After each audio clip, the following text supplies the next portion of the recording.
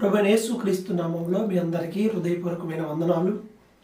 Bible గ్రంథంలో ఉన్న మత్తయి సువార్త 1వ అధ్యాయంలో ఉన్నటువంటి విషయాలను ఈ వీడియోలో మనం ధ్యానం చేస్తున్నాం. ప్రియులారా, ఒక మాట చెప్తాను. అదేమిటి అని అంటే, బైబిల్ పుట్టినప్పుడు ఏ దయ్యాలు వస్తాయో భూతాలు వస్తాయో అనే భయంతో ఆ పుట్టిన చిన్న పిల్లవాడికి ఆ తల దగ్గర పెడతారు. చనిపోయిన తర్వాత కొంతమంది సమాధుల్లో కూడా వేస్తున్నారు.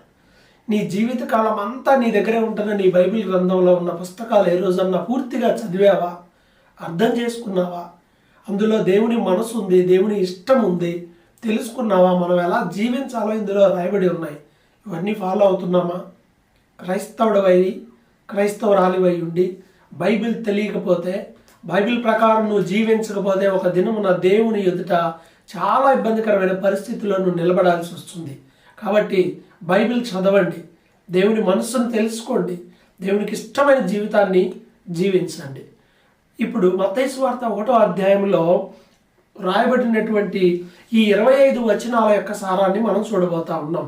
ప్రియులారా, మొదటి వచనము ఏమని చెప్తుంది అని అంటే, అబ్రహాము కుమారుడగు దావీదు కుమారుడైన యేసుక్రీస్తు వంశావళి అని ఇక్కడ ప్రారంభమైంది. అదేంటి ప్రారంభం అవ్వాల్సింది? ఎక్కడి నుండి? ఎందుకు అబ్రహాముతో స్టార్ట్ చేశాడు? ఎందుకు మిగతా వాళ్ళని ఇక్కడ స్కిప్ చేశారు? ఆలోచన చేస్తారా? క్రొత్త నిబంధన గ్రంథంలో విశ్వాసానికి పునాది వేయబడింది. కృప వలన, విశ్వాసం వలన రక్షణ అనేదానికి పునాది వేయబడింది. కాబట్టి విశ్వాసులకు తండ్రి అయిన అబ్రహాము నుండి ఈ వంశావళి ప్రారంభమైంది. రెండవ కారణం, అబ్రహాముకు దేవుడు వాగ్దానం చేశాడు, నీ గర్భమును నేను ఆశీర్వదిస్తున్నాను, నీ గర్భవాసమును పుట్టిన వారు భూలోకం అంతటికి ఆశీర్వాదకరంగా ఉంటారు, నేను నిన్ను ఆశీర్వదిస్తాను అని చెప్పాడు. అందువలన ఆ నిత్యమైనటువంటి నిబంధన దేవుడు అబ్రహాముతో చేశాడు, వారి బిడ్డలను దీవించాడు. ఆ క్రమంలో యేసు పుట్టాడు. ఇంకో మాటలో చెప్పాలంటే అబ్రహాము యేసుక్రీస్తుకి పితరుడుగా అయ్యాడు శరీర సంబంధంగా. ఈ వంశావళి అంతా మొదటి 17 వచనాల వరకు కూడా మనకి దాదాపు 42 తరాల యొక్క చరిత్రను ఇక్కడ తెలియజేసేలా వాళ్ళందరి పేర్లు రాయబడ్డాయి. మన తాతల తాత పేరు మనకు తెలియదు, మర్చిపోతూ ఉంటాం, ఎవరికి ఏం తెలియదు, ఏయో చెప్తూ ఉంటారు. యేసు చరిత్ర నిజం అని లోకానికి శరీరధారిగా దేవుడు వచ్చాడు, జీవించాడు మన మధ్యలో అనడానికి ఆధారాలు చూడండి. అబ్రహాము మొదలుకొని యేసుక్రీస్తు వరకు ఉన్న 42 తరాల వంశావళిని ఇక్కడ ప్రస్తావించడానికి కారణం అదే. ఈ దేవుని వాగ్దానాలు ఎంత పర్ఫెక్ట్గా నెరవేర్చబడ్డాయని చెప్పడానికి ఇవి సాదృశ్యంగా, నిదర్శనంగా ఉన్నాయి. అలాగే ఈ వంశావళిలో ప్రత్యేకంగా మనకి 4 స్త్రీలు ప్రత్యేకంగా కనిపిస్తారు. అదేంటి అని అంటే, మొట్టమొదటిగా మనము యూదా కోడలైనటువంటి తామారు గురించి రాయబడి ఉంది. బైబిల్ గ్రంథంలో ఆదికాండం 37వ అధ్యాయము 27వ వచనంలో యూదా కోడలైనటువంటి తామారు గురించి రాయబడింది. ఏమిటి? ఆమె నీతిమంతురాలు అని ఎంచబడింది తన మామ చేతే. చాలామంది బైబిల్ తెలియని వాళ్ళు ఏం చేస్తుంటారంటే, ఇదేంటి ఈ యూదా కోడలు అలా చేస్తే ఆమెను ఈ లిస్టులో వేశారేంటి అని చెప్పేసి అనుకుంటున్నారు కొంతమంది. చరిత్ర తెలియాలి. యూదా కోడలైనటువంటి తామారు ఆ పని చేసిన దినాల్లో ధర్మశాస్త్రం లేదు, ఓన్లీ నైతిక విలువలు మాత్రమే ఉన్నాయి. తన సంతానము కోసం ఎక్కడో అన్యుల దగ్గరికి వెళ్ళి పరాయి పురుషులతో అక్రమ సంబంధం పెట్టుకునేటువంటి నీచమైనటువంటి ఆచారాలు కొనసాగుతున్న ఆ రోజుల్లో కుటుంబంలో ఉన్నటువంటి దాసదాసీలతో కానీ, లేదా ఈ విధమైనటువంటి వంశంలో ఉన్న ఎవరితోనైనా సంబంధం కలిగి పిల్లలను కలిగి ఉండడం కరెక్ట్గా ఉన్నటువంటి జనరేషన్ అది. అప్పటికి అది ఓకే, తనకి అవకాశం లేదా? ఉన్నా ఎందుకు అలా చేసింది?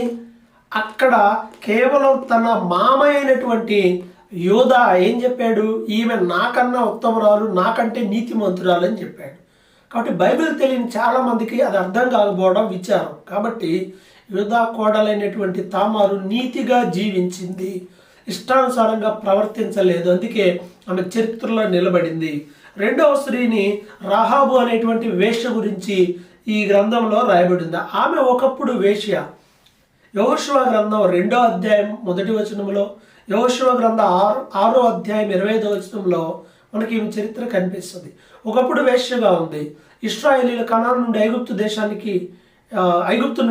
కనాను దేశానికి వెళ్ళేటప్పుడు మార్గ మధ్యంలో ఎరికో పట్టణంలో ఈమె దేవుణ్ణి నమ్మింది. పర్యవసానంగా ఆమె కుటుంబం అంతా ఇశ్రాయేలీల్లో కలిసిపోయారండి. ఆమె జీవితాన్ని అంత ఆశీర్వాదకరంగా దేవుడు మార్చాడు ఈ గ్రంథంలో రాయబడింది. అలాగే మూడవ స్త్రీ మోయాబురాలైనటువంటి రూతు, ఎంతో అతి దారుణమైన చరిత్ర కలిగినటువంటి వంశము. మోయాబీయులు, అమ్మోనీయులు అంటే లోతుకి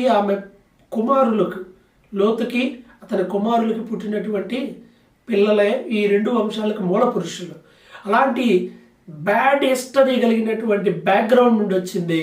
కానీ దేవుడు ఆమెను ఎలా ఆశీర్వాదకరంగా చేశాడో రూతు గ్రంథం తెలియజేస్తుంది. ఆమె పేరు రాయబడింది.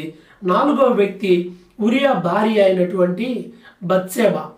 ఈమె జీవితంలో దావీదు చేసినటువంటి తన అధికార దుర్వినియోగానికి బలైపోయినటువంటి వ్యక్తే బత్షెబ. దేవుడు ఆమె జీవితాన్ని ఆ తర్వాత ఆశీర్వాదకరంగా మార్చాడు. వీరు నలుగురు గురించి ప్రత్యేకంగా దేవుడు రాయించాడు. వీరి జీవితాల్లో ఇంకా అయిపోయింది అంతా అని అనుకున్నారు, కానీ దేవుని అద్భుతమైన కార్యం జరిగింది. కాబట్టి ప్రతి పేరు వెనక ఒక చరిత్ర ఉంది. ఈ 4 స్త్రీల జీవితాలు మాత్రమే కాదు, ప్రతి వ్యక్తి యొక్క బ్యాక్గ్రౌండ్లో కూడా దేవుని కార్యం ఉంది. అవన్నీ తెలియజేయడానికే దేవుడు వీళ్ళందరి పేర్లను రాయించి పెట్టాడు. ఆ తర్వాత యేసు క్రీస్తు యొక్క జన్మ గురించి 18వ వచనం నుండి రాయబడింది. ఆయన ఎలా జన్మించాడు అని అంటే, ఆయన తల్లి అయిన మరియా యోసేపునకు ప్రదానం చేయబడిన తర్వాత మరియ పరిశుద్ధాత్మ వల్ల గర్భవతి అన్న సంగతి యోసేపు తెలియక ఒక మిస్అండర్స్టాండ్ చేసుకున్నాడు మరియని.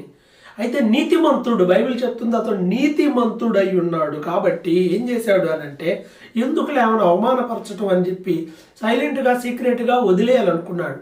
ధర్మశాస్త్రం నడుస్తున్న రోజులవి.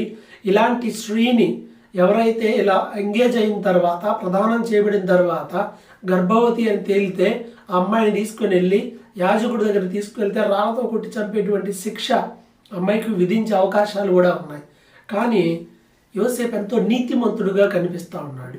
కాబట్టి ఆ వ్యక్తి వాటి గురించి ఆలోచిస్తున్నప్పుడు దేవుడు తన దూతను పంపి స్వప్నము ద్వారా దేవుడు మాట్లాడి, ఇదిగో పరిశుద్ధాత్మ వల్ల ఇదంతా జరిగింది అని పాత నిబంధన గ్రంథంలో ఉన్న లేఖనాలను యోసేపుకు తెలియజేశాడు.